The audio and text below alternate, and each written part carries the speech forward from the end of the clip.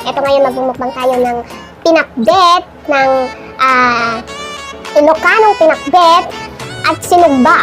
Ayan, sinugba na yalupin. Ito po, ayan. Atin pong imumukbang ngayon. So, and then, meron din tayong pipino with vinegar. Ayan. And then, meron tayong sausawan na toyo with chili oil. Ayan. So, we have a Coke here. Coke. Oh!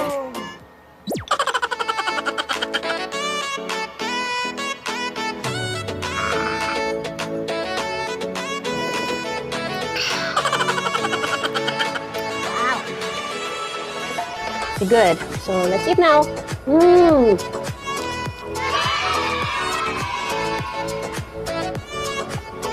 So, masarap po yung ating dish ngayon kasi Ilocano. So, I am proud to be a Ilocano. Proud na Ilocano. Nagbimas si okra. Yan. I'm proud to be Ilocano. Okay. Dahil ito sinugba ako nada. Yung intuno ko na Ilocano. Pero sa Tagalog, sinugba. Tama ba? Sinugba? Inihaw pala, inihaw. Sinugba parang ano rin yun at Ilocano rin yata yun. Hindi ko alam. So, eto nga po. Sausaw natin dito. So, I am proud na Ilocano ako.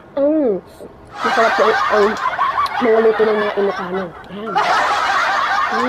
Ito po, nilagyan mo ang bangus kong hindi. Ayan. Pero ang original po ay wala. Tapos ito po, yung kanyang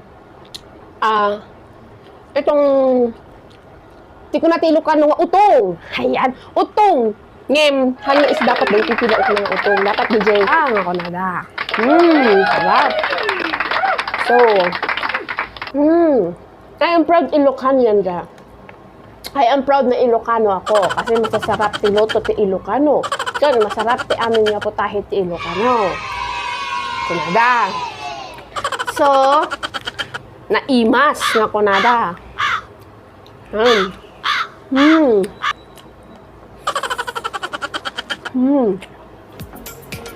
So, habang nga ako yung mangmangan, ipakilala ko sa sarili niya. Siya ni princess siya. Ayan, princess. Ilocos Norte. Ayan. Basta nga Ilocano. Kat detailed. Ayan. So, i-share ko sa inyo yung mga hobbies in life ko. While eating, ay ipapakilala ko sa inyo para kilala nyo ako at yun nga, magkakaibigan tayo sa ating mga YouTube friends. Ayan! So, don't forget to subscribe to my channel, mga kachar. So, ang sarap po ng pakbet ng Ilocano. Sili, medyo maanghang. Pero hindi dapat kasi ito, sili na Tagalog kasi ito mga kachar. Sili kasi ng Tagalog to, kaya medyo may maanghang. Hindi tayo kasi makauwi sa probinsya kasi itong ating pandemic na yun. Ayan, hindi tayo makauwi dahil sa virus na yan. Pero, ayan, kahit di tayo makauwi, dahil Ilocano tayo, gagawa pa rin tayo ng mga paraan para makaluto ng mga pagkaing Ilocano. So, in this my YouTube channel,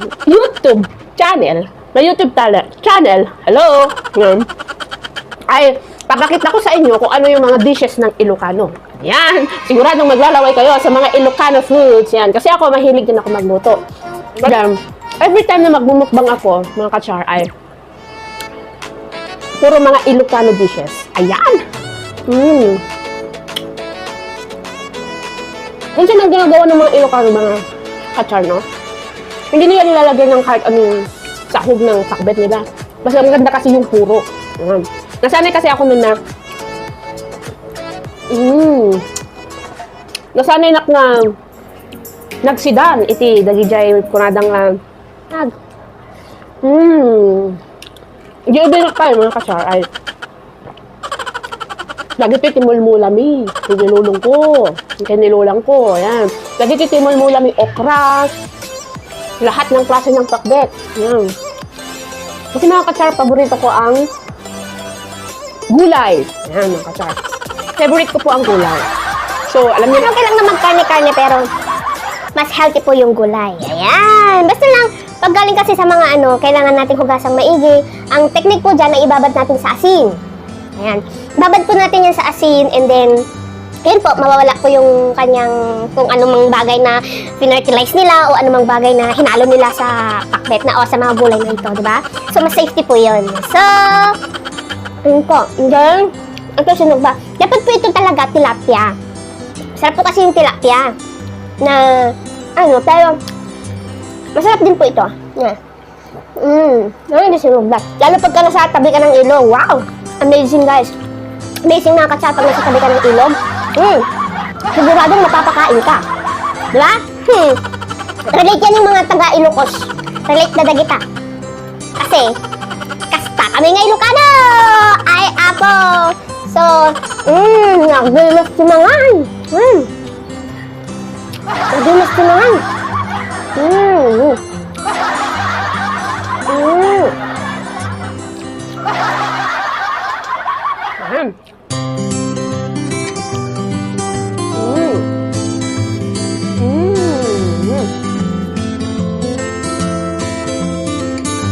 So, bye mga kachar!